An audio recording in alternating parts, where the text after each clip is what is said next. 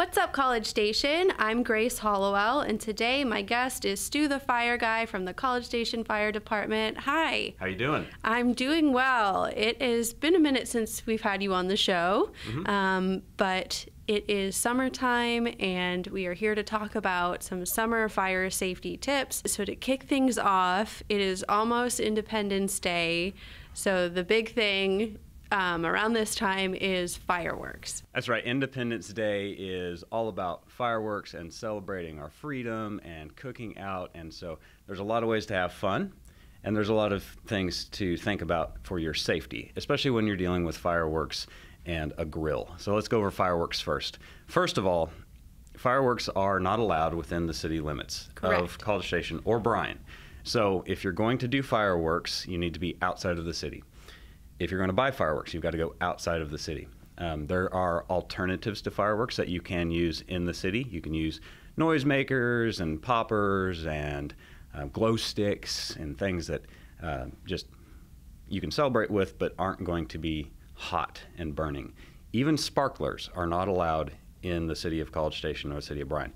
So that's rule number one. But if you are going to go to somewhere where you can enjoy fireworks, you've got to do it safely. You've got to have kind of a fireworks marshal, someone who's in charge of lighting the fireworks and putting them where they're going to be and where they're going to go and how far they're going to shoot. So appoint someone to be in charge. And that person needs to be an adult, a sober adult. Yes. And that person needs to be able to lay out all the rules and enforce the rules for everybody who's participating. I mentioned sparklers. Sparklers cause the most injuries of all fireworks because they seem really safe, and you're always handing them to the little kids who are going to run around and swing them around. And then they burn down a little bit, and they look like they're out, but they're still very, very hot. Yes. So sparklers cause a lot of burn injuries. That's the worst firework for injuries.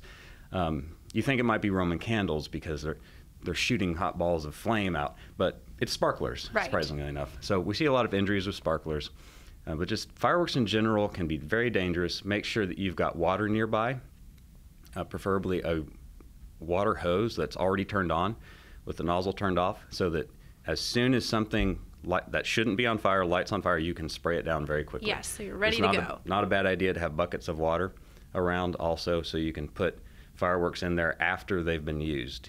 Any kind of dud firework, assume it's still going to go off for 15, 20 more minutes. And then you want to soak all those fireworks at the end of the night, put them in water, spray them down, put them in a bucket of water, because that cardboard that they're made out of can smolder. And we've had incidents where people will load up all their firework trash. They're trying to do the right thing and clean up their area. They throw it into a cardboard box in the back of their truck, go driving down Highway 6, and before you know it, there's a fire in the back of their truck, in a moving vehicle in the back of their truck, starting little fires down the highway. So always soak down the used up fireworks and leave them alone, and then clean up the next morning. Yes, and the reason that fireworks are not allowed in city limits is because the houses are pretty close together, and when you're setting off fireworks, you don't want it to land on your roof or your neighbor's roof or in their yard.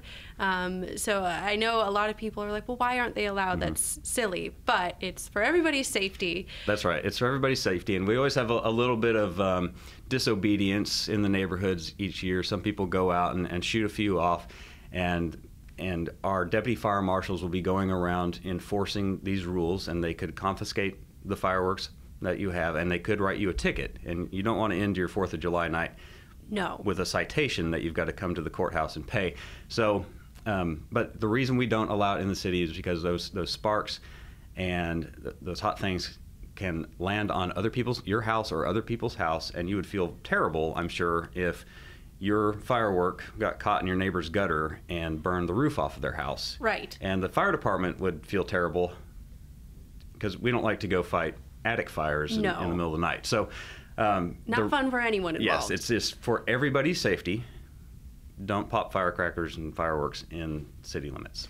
Yes, and you mentioned grill safety. I know I've been grilling a lot more now that the weather is nice, but that also has the potential for some danger and fire hazards. Absolutely. So grills are a great way to cook your food for a party.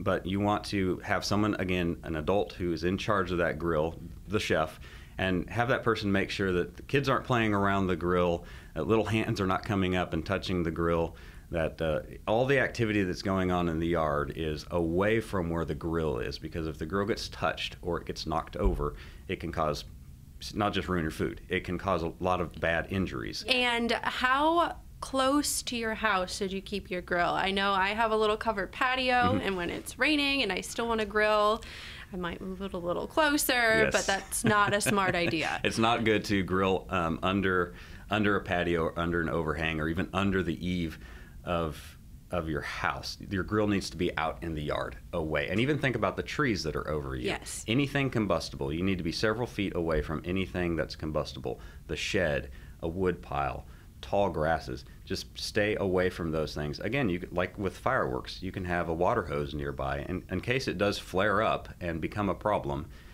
you need to be able to handle it. So be away from anything that's combustible, anything that might cause a problem if that grill flares up. The most important thing about grilling is to stay with the grill while you're using it. I mean, it's tempting to go back into the kitchen and start preparing the other things and work on the side dishes and go take care of something while the meat is cooking. But you need to be right there with it, keeping an eye on it in case something does happen. Right. And to kind of similar to grilling, I know a lot of people have little fire rings and like to have a fire at night when it's a little cooler, but there are some precautions that you need to take with those as well. Yeah, same precautions. Have somebody who's in charge and have somebody who's going to be dedicated to being with that fire. If you have a little recreational fire in the backyard, or you're gonna cook hot dogs and make s'mores. I know at the end of the school year this year we went out and I made a little fire, and it's in a fire pit that's built for a fire, and the kids burned their schoolwork and celebrated the end of the year. But it was very well contained. I had the water hose right there, and when all the schoolwork was burned up, we put it out with water and went back inside. So don't leave it unattended. Have someone in charge, and again, enforce the rules. Make the rules for the kids and everybody at the party. Don't get too close to this fire. You can set the chairs this far away, and that's how we're going to do it. Yes, and that is a good point with kids who are running around outside. Make sure that they can enjoy the fire, be semi-close, but not too close, and make sure that someone is there attending to the children as well as the fire. That's right. That's right.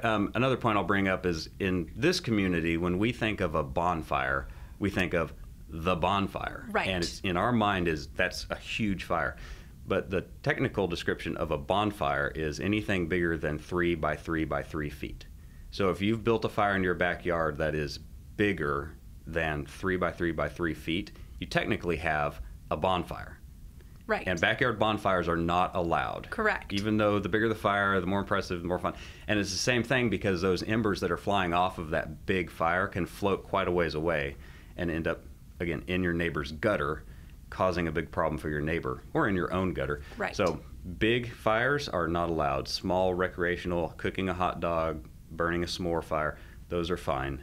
But bonfires, anything bigger than 3 by 3 by 3, not allowed. Not Again, okay. Your neighbors will call and report you, and we'll have to come out in the fire truck and help you put it out. And that can be embarrassing. It might be, yeah. And kind of shifting things a little bit, still in the realm of safety, swimming and swimming pools are a big thing now that it is so hot. It's a great way to cool down, but they also have the potential for danger. That's right. Summer's great for swimming. It's a great way to pass the afternoon. But whether you're going to the city pools, which are open now, or you're in a backyard pool, or you're at your neighbor's house, again, an adult needs to be present, someone who is responsible for everybody there, and just follow the basic swimming precautions. Know who can swim and who can't. I know at summer camp, one of the first things they do with kids is do a swim test. Yes. And who can swim to the other side of the pool, who can tread water, and who cannot do these things. And if you're at a pool with friends or family or people that maybe you haven't met yet, you need to ask around, hey, do your kids swim? Are they strong swimmers or are they not swimmers? Because the truth is, if you're an adult at a pool party every adult there is a lifeguard. Right. If you're at a backyard pool, every adult there, and even the older teenagers, they are the lifeguards. Yes. When they say no lifeguard on duty, that means everybody is the lifeguard. Yes. So be aware that some kids, they may look old enough to be strong swimmers, but may not be strong swimmers at all. And even adults too. Mm-hmm. Absolutely, yeah. Just be aware that when panic sets in a pool, or maybe you're at the lake, or maybe you're at the river, when panic sets in, it becomes really serious really fast. So another thing is just always be scanning.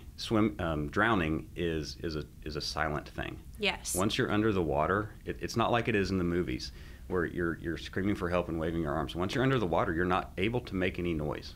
Right. And that's it. And so you have to be seen and noticed for someone to be able to help you. So always be scanning for the littles at the pool. Yes. Be aware of who's a strong swimmer and who isn't, and just communicate with the other parents who are there and the other people that are present. Or Yes. ask kids themselves, are you comfortable in the water? Are you a good swimmer? Swim over there for me. Yeah. All right, swim back. Give them their own swim test. Yeah, give them their own, give a swim test. That's a good day. Okay, so we covered a lot today. If people have questions, where can they find out more? The National Fire Protection Association has lots of information about fireworks safety, about grilling safety. They have little handouts. Maybe you want to print these things out and distribute them to around your office or in your civic club or around your church. Those are good ideas. So the NFPA has good posters and flyers that you can find, and swimming safety also. There's websites where you can get these simple infographics and share them with people, put them up around places where people gather. If you have a bulletin board or something like that, just all those little reminders constantly hitting us is what's going to help us be mindful when we're actually out there doing the grilling and playing with the fireworks and going to the pool. Right. Visual learning. That's Yes. that's how I learn best. Right. Well, thank you so much for joining me today. Absolutely. Good to be here. And that's what's up.